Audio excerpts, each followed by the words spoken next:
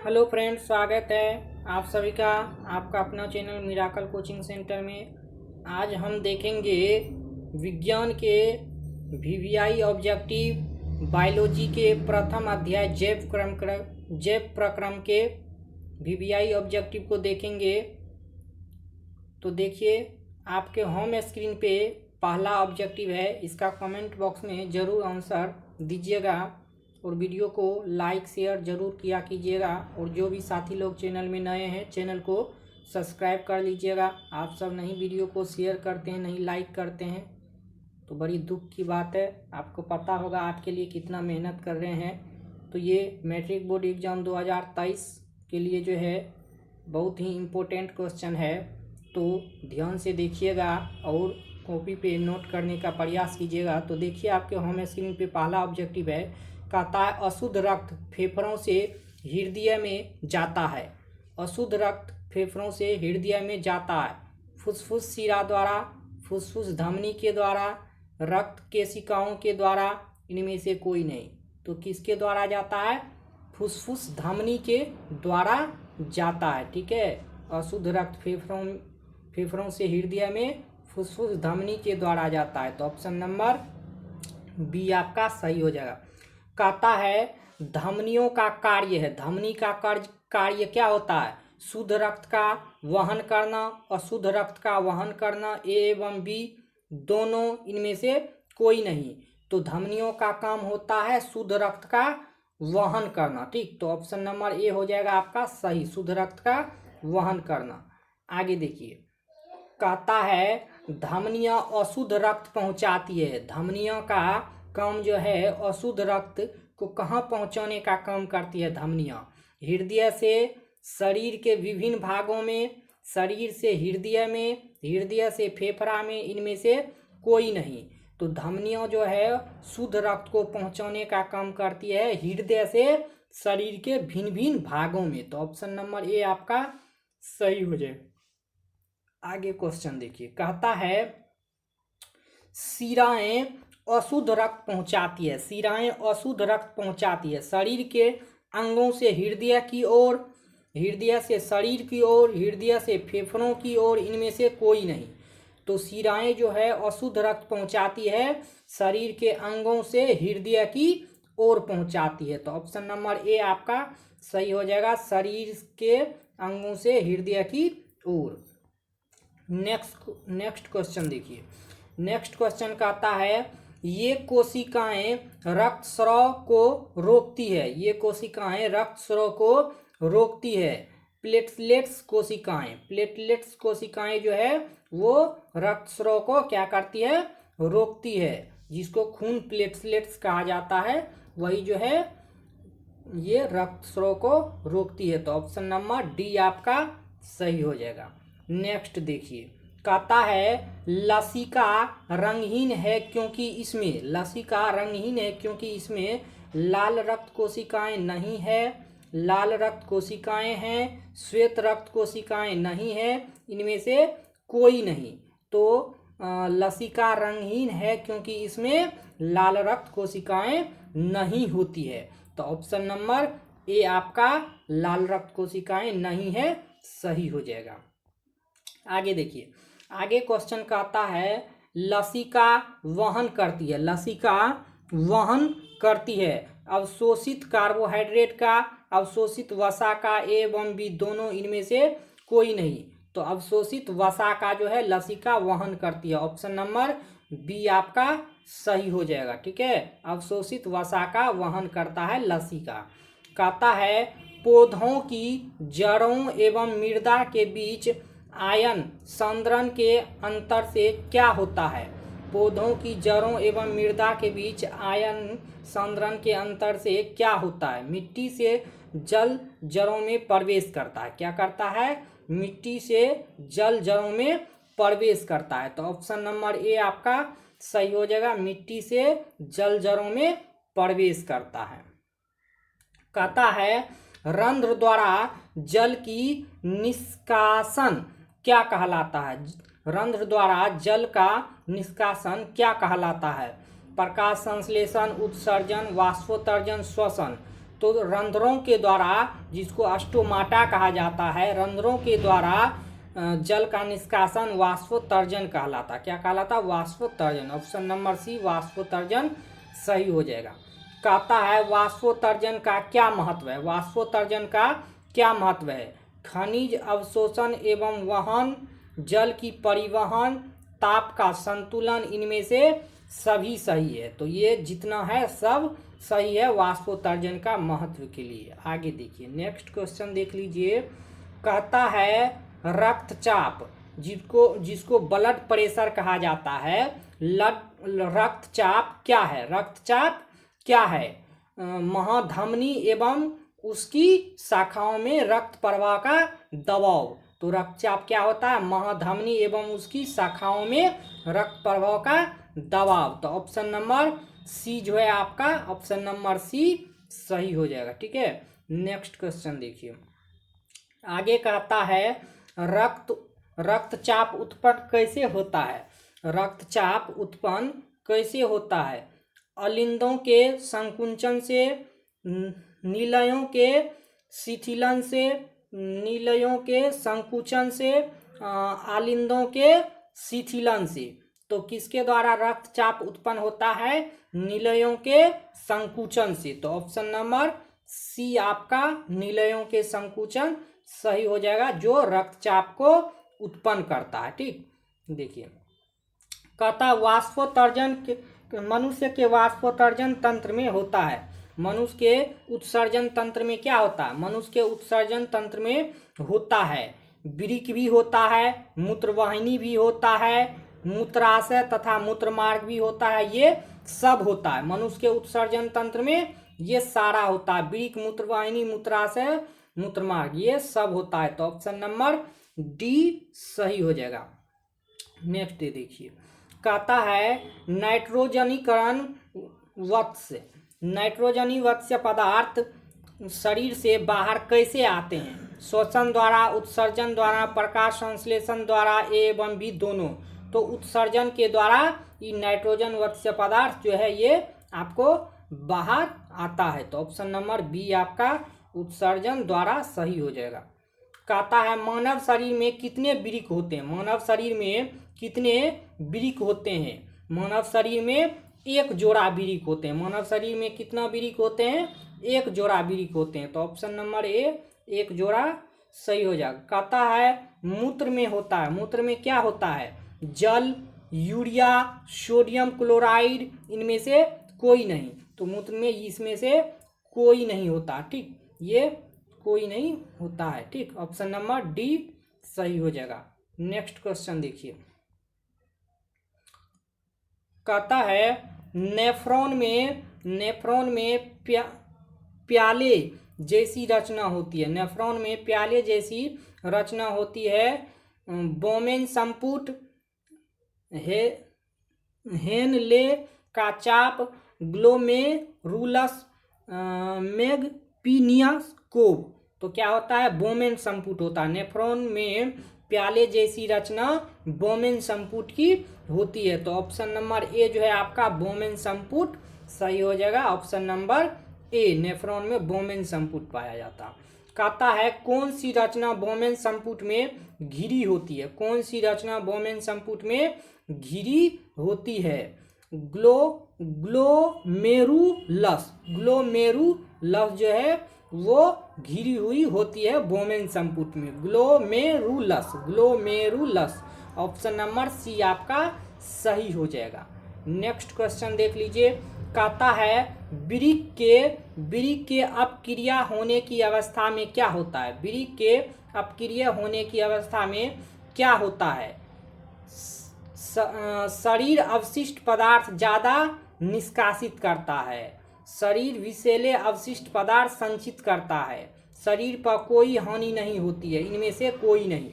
तो शरीर विषैले अवशिष्ट पदार्थ संचित करता है। ऑप्शन नंबर ए आपका शरीर विषैले अवशिष्ट पदार्थ संचित करते हैं सही हो जाएगा। नेक्स्ट क्वेश्चन देखिए, कहता है कृत्रिम वृक्क किस क्रिया से अवशिष्ट पदार्थ को बाहर निकालता है? कृत्रिम वृक्क किस क्रिया से अवशिष्ट पदार्थ को बाहर निकालता है? अपोहन के द्वारा, मूत्र के द्वारा, श्वसन के द्वारा, इनमें से सभी। तो अपोहन के द्वारा जो है ये अवशिष्ट पदार्थ को बाहर निकालते हैं। तो ऑप्शन नंबर ए आपका अपोहन के द्वारा सही हो जाएगा। नेक्स्ट क्वेश्चन देखिए, कहता है हृदय का सामान्य अनुशीतलन दाब, हृदय का सामान्य अनुशीतलन दाब 80 मिलीमीटर पर होता है, 120 मिलीमीटर पारा, 170 मिलीमीटर पारा, 90 मिलीमीटर पारा। तो कितना पे होता है? 120 मिलीमीटर पारा पे हृदय सामान्य अनुशीतलन दाब होता है। हृदय का सामान्य अनुशीतलन दाब कितना होता है? 120 मिलीमीटर पारा। तो ऑप्शन नंबर बी आपका सही हो जाएगा, 120 मिलीमीटर पारा। कहता है रक्तचाप मापने वाले यंत्र को क्या कहते हैं? रक्तचाप मापने वाले यंत्र को क्या कहते हैं? सफाई ग्योमोमेनोमीटर, सफाई ग्योमोमेनोमीटर क्या कहते हैं? सफाई ग्योमोमेनोमीटर। ठीक, तो ऑप्शन नंबर ए जो है आपका सही हो जाएगा। रक्तचाप मापने की यंत्र को कहा जाता है। ठीक, आगे देखिए, कहता है उच्च रक्तचाप में क्या होता है? उच्च रक्तचाप में क्या होता है? धमनियों का फैलना होता है। ठीक, उच्च रक्तचाप में क्या होता है? धमनियां जो है फैलने लगता है। ठीक, धमनियों का फैलना। उच्च रक्तचाप में क्या होता है? धमनियां फैलने लगता है। कहता है नेक्स्ट क्वेश्चन में, उच्च रक्तचाप का कारण क्या होता है? उच्च रक्तचाप का कारण क्या होता है? चिंता, उत्सुकता, रोग, इनमें से सभी। तो उच्च रक्तचाप का जो है कारण होता है ये सभी। ऑप्शन नंबर डी हो जाएगा आपका सही। आगे देखिए, कहता है उच्च रक्तचाप घातक क्यों हो जाता है? उच्च रक्तचाप घातक क्यों हो जाता है?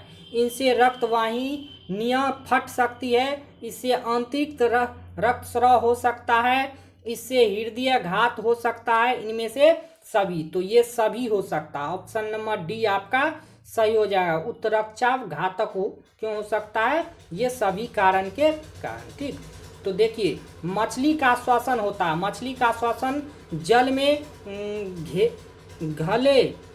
घुले ऑक्सीजन से, जल में घुले नाइट्रोजन से, जल से बाहर आकर, इनमें से कोई नहीं। तो मछली का श्वसन होता है जल में घुले हुए ऑक्सीजन से। ठीक है, मछली जो आपको सांस लेती है वो गल्फर से लेती है, और वो जो है जल में घुले हुए ऑक्सीजन से सांस लेती है। ठीक है, मछली। कहता है हृदय की धड़कन का तालबद्ध संकुचन किसके द्वारा होता है? हृदय की धड़कन का तालबद्ध संकुचन किसके द्वारा होता है? बाएं आलिंद के द्वारा, बाएं नीले के द्वारा, SA नोड के द्वारा, इनमें से कोई नहीं। तो SA नोड के द्वारा जो है हृदय की धड़कन का तालबद्ध होता है। ऑप्शन नंबर सी आपका सही हो जाएगा, SA नोड के द्वारा। कहता है हृदय से रक्त को संपूर्ण शरीर में पंप किया जाता है। हृदय से रक्त को संपूर्ण शरीर में पंप किया जाता है। फेफड़ों द्वारा, नीले द्वारा, आलिंदों के द्वारा, इनमें से सभी। तो नीले के द्वारा जो है पंप किया जाता है। किसके द्वारा किया जाता है? नीले के द्वारा। ऑप्शन नंबर बी नीले द्वारा सही हो जाएगा। कहता है किस जीव में रुधिर एक चक्र में सिर्फ एक बार हृदय में जाता है? किस जीव में रुधिर एक चक्र में सिर्फ एक बार हृदय में जाता है? गाय, पक्षी, मछली, सांप। तो किसके द्वारा जाता है? मछली के द्वारा होता है। ठीक, तो ऑप्शन नंबर सी आपका सही हो जाएगा, मछली। ठीक, जीव में रुधिर एक चक्र में सिर्फ एक बार हृदय में जाता है, मछली। ठीक, कहता है वृक्क का आकार होता है। वृक्क का आकार सेम के बीज के तरह होता है। ठीक, सेम के बीज के तरह जो है ये वृक्क का आकार होता है, सेम के बीज। ठीक, सीम का जो बीज आप देखे होंगे तो उसी के बीज के आकार का होता है वृक्क का आकार। ठीक, तो ऑप्शन नंबर ए आपका सही हो जाएगा। कहता है नेक्स्ट क्वेश्चन, हीमोग्लोबिन का रंग लाल होता है। हीमोग्लोबिन का जो है लाल रंग देता है लोह। लोह के कारण जो है, लोह के कारण हीमोग्लोबिन का रंग कैसा होता है? लाल होता है। लोह के कारण हीमोग्लोबिन का रंग कैसा होता है? लाल होता है। तो ऑप्शन नंबर ए सही हो जाएगा। कहता है हीमोग्लोबिन की कमी से क्या होता है? जब हीमोग्लोबिन की कमी हो जाती है तो क्या होता है? एनीमिया रोग हो जाता है। जब हीमोग्लोबिन की कमी हो जाता है तो क्या हो जाता है? एनीमिया रोग हो जाता है। ऑप्शन नंबर ए एनीमिया हो जाता है। ठीक, नेक्स्ट क्वेश्चन देख लीजिए। कहता है हीमोग्लोबिन की कमी से क्या हो जाता है? हीमोग्लोबिन की कमी से क्या होता है? हीमोग्लोबिन की कमी से क्या होता है? थकान होता है, कमजोरी होता है, चक्कर आना, ये सभी। तो जब हीमोग्लोबिन की कमी होने लगती है तो ये सारा चीज होने लगता है। थकान, कमजोरी और चक्कर आना शुरू हो जाता है हीमोग्लोबिन के कारण। ठीक, जब हीमोग्लोबिन में कमी होने लगती है तब। कहता है दोहरा परिसंचरण नहीं पाया जाता है। इनमें दोहरा परिसंचरण नहीं पाया जाता है। इनमें मनुष्य, मेढक, पक्षी, मछली। तो मछली में जो है दोहरा परिसंचरण तंत्र नहीं पाया जाता है मछली में। ऑप्शन नंबर डी आपका मछली सही हो जाएगा। कहता है दोहरे परिसंचरण के एक चक्र में रक्त का वहन होता है। दोहरे परिसंचरण के एक चक्र में रक्त का वहन होता है हृदय और फेफड़ों के बीच, हृदय और शरीर के दूसरे अंगों के बीच, ए एवं बी दोनों, इनमें से कोई नहीं। तो ए एवं बी दोनों हृदय और फेफड़ों के बीच, हृदय और शरीर के दूसरे अंगों के बीच दोहरे परिसंचरण के एक चक्र में रक्त का वहन होता है। ठीक, तो ऑप्शन नंबर सी आपका ए एवं बी दोनों सही हो जाएगा। नेक्स्ट क्वेश्चन देख लीजिए। कहता है यंत्र रस कहाँ से स्रावित होता है? यांत्रिक रस जो है ये कहाँ से स्रावित होती है? तो छोटी आंत से जो है, छोटी आंत से यांत्रिक रस स्रावित होती है। ठीक है, आंतरिक रस कहाँ से स्रावित होती है? छोटी आंत से। ऑप्शन नंबर बी जो है आपका सही हो जाएगा, छोटी आंत। नेक्स्ट क्वेश्चन देखिए। कहता है पित्त कहाँ से स्रावित होता है? पित्त जो स्रावित होता है वो कहाँ से होता है? तो पित्त का स्राव होता है यकृत से। पित्त का स्रावित होता है यकृत से। ऑप्शन नंबर सी यकृत आपका सही हो जाएगा। पित्त का स्राव होता है यकृत से। कहता है पित्त इस भोज्य पदार्थ का विखंडन करता है। पित्त इस भोज्य पदार्थ का विखंडन करता है तो वसा का करता है। पित्त किसका जो है विखंडन करता है? वसा का। तो ऑप्शन नंबर बी जो है आपका वसा सही हो जाएगा। ठीक है, पित्त जो है वसा का विखंडन करता है। कहता है पायसीकरण क्या है? पायसीकरण क्या है? वसा के जटिल अणुओं को सरल ड्रॉपलेट्स में रूपांतरित करना। क्या है? वसा के जटिल अणुओं को सरल ड्रॉपलेट्स में रूपांतरित करना। ठीक, पायसीकरण क्या होता है? तो वसा के जटिल अणुओं को सरल ड्रॉपलेट्स में रूपांतरित करना। ऑप्शन नंबर ए आपका सही हो जाएगा। Option number A. Next question देख लीजिए। कहता है जठर रस की अम्लता किसके कारण है? जठर रस की अम्लता किसके कारण होता है? म्यूकस के द्वारा, पेप्सिनोजेन के द्वारा, हाइड्रोक्लोरिक अम्ल के द्वारा, इनमें से कोई नहीं। तो जठर रस की अम्लता हाइड्रोक्लोरिक अम्ल के कारण होती है, HCl, जिसको HCl कहा जाता है। ठीक है, तो ये जो है पेट में पाया जाता है। हाइड्रोक्लोरिक अम्ल कहाँ पाया जाता है? पेट में पाया जाता है। तो ऑप्शन नंबर सी आपका सही हो जाएगा, हाइड्रोक्लोरिक। देखिए, कहता है निष्क्रिय पेप्सिनोजेन को सक्रिय पेप्सिनोजेन में कौन बदलता है? निष्क्रिय पेप्सिनोजेन को सक्रिय पेप्सिनोजेन में कौन बदलता है? म्यूकस बदलता है, हाइड्रोक्लोरिक अम्ल बदलता है, अपने आप बदलता है, इनमें से कोई नहीं। तो हाइड्रोक्लोरिक अम्ल जो होता है हाइड्रोक्लोरिक अम्ल ये निष्क्रिय पेप्सिनोजेन को सक्रिय पेप्सिनोजेन में बदलता है। तो ऑप्शन नंबर बी आपका हाइड्रोक्लोरिक अम्ल सही हो जाएगा। कहता है पाचन का हृदय है, पाचन का उद्देश्य है। पाचन का उद्देश्य क्या होता है? भोजन के जटिल तत्वों को सरलतम तत्वों में विखंडन, सरलतम तत्वों का सुचारू रूप से अवशोषण, भोजन से ऊर्जा की प्राप्ति। तो ये सभी होती है। ऑप्शन नंबर डी आपका सब सही हो जाएगा। नेक्स्ट क्वेश्चन देखिए, कहता है छोटी आंत में पूर्ण रूप से पचा भोजन क्या कहलाता है? छोटी आंत में पूर्ण रूप से पचा भोजन क्या कहलाता है? काइम, काइलोमाइक्रॉन, लाइन, चाइल, इनमें से कोई नहीं। तो ये जो है चाइल कहलाता है। छोटी आंत में पूर्ण रूप से पचा भोजन क्या कहलाता है? चाइल कहलाता है। ऑप्शन नंबर सी आपका चाइल सही हो जाएगा। छोटी आंत में पूर्ण रूप से पचा भोजन चाइल कहलाता है। कहता है दंत क्षय क्या है?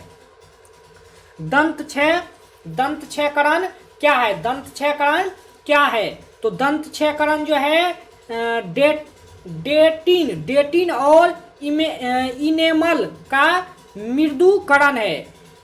डेटिन और इनेमल का मृदुकरण है। ऑप्शन नंबर बी आपका सही हो जाएगा। डेटिन और इनेमल का मृदुकरण, ठीक है, दंत क्षयकरण होता है। ठीक, ऑप्शन नंबर बी सही हो जाएगा। नेक्स्ट क्वेश्चन देखिए, कहता है दांत के इनेमल को मृदुकरण कैसे हो जाता है? दांत के इमेनल को मृदुकरण कैसे हो जाता है? जीवाणु द्वारा उत्पन्न अम्ल से, टूथपेस्ट से, भोजन द्वारा उत्पन्न अम्ल से, इनमें से कोई नहीं। तो जीवाणु द्वारा उत्पन्न अम्ल से जो है दांत के इनेमल के मृदुकरण हो जाता है। तो ऑप्शन नंबर ए आपका सही हो जाएगा। नेक्स्ट क्वेश्चन देखिए, कहता है दंत पलंग कैसे बनता है? दंत पलंग कैसे बनता है? मुंह के खाद्य कणों एवं जीवाणुओं से, टूथपेस्ट से, जीवाणुओं के क्षय से, इनमें से कोई नहीं। तो मुंह के खाद्य कणों एवं जीवाणुओं से जो है क्या बनता है? दंत पलंग बनता है। तो ऑप्शन नंबर ए आपका सही हो जाएगा, दंत पलंग। नेक्स्ट क्वेश्चन देख लीजिए, कहता है पेप्टिक अल्सर हो जाता है। पेप्टिक अल्सर हो सकता है। पेप्टिक अल्सर हो सकता है सामान्य भोजन खाने से, कम भोजन खाने से, लंबे समय तक भूखे रहने से, इनमें से कोई नहीं। तो लंबे समय तक जब भूखा रहता है तब उसको पेप्टिक अल्सर हो जाता है। पेप्टिक अल्सर हो जाता है लंबे समय तक भूखे रहने से। तो ऑप्शन नंबर सी जो है आपका सही हो जाएगा। लंबे समय तक भूखे रहने से पेप्टिक अल्सर होता है। कहता है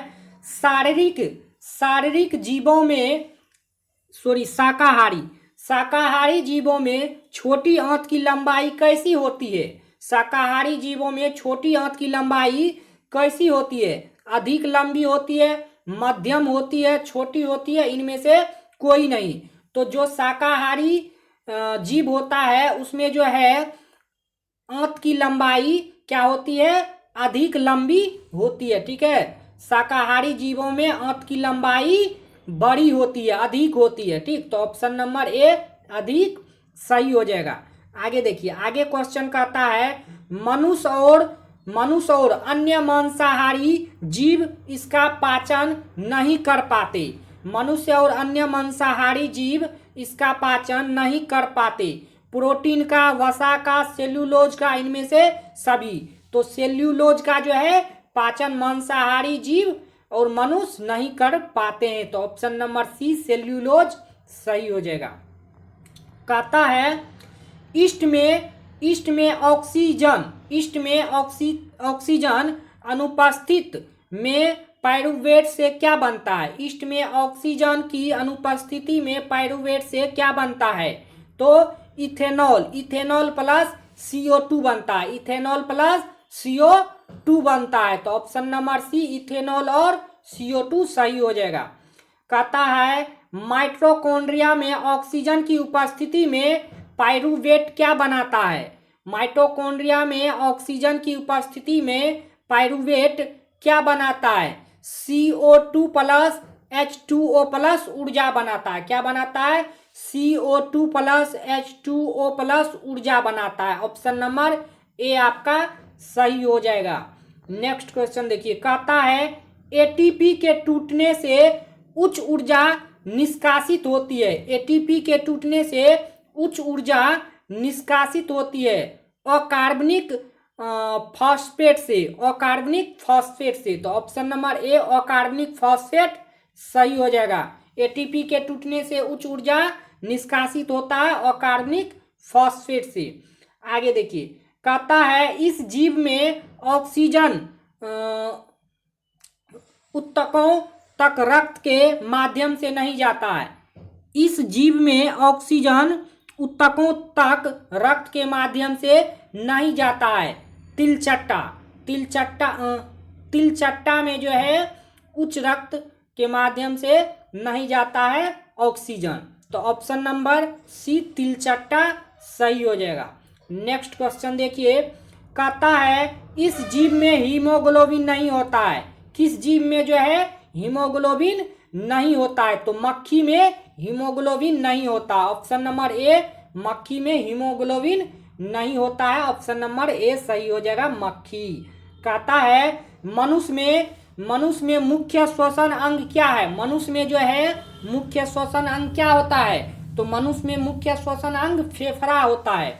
मनुष्य में मुख्य श्वसन अंग फेफड़ा होता है। तो ऑप्शन नंबर डी फेफड़ा सही हो जाएगा मनुष्य का श्वसन अंग।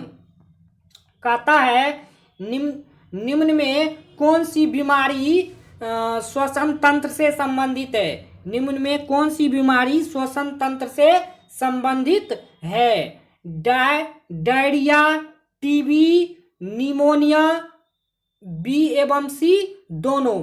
तो बी एवं सी दोनों ये जो होता है, बी एवं सी टीबी और निमोनिया ये दोनों बीमारी श्वसन तंत्र से संबंधित होता है।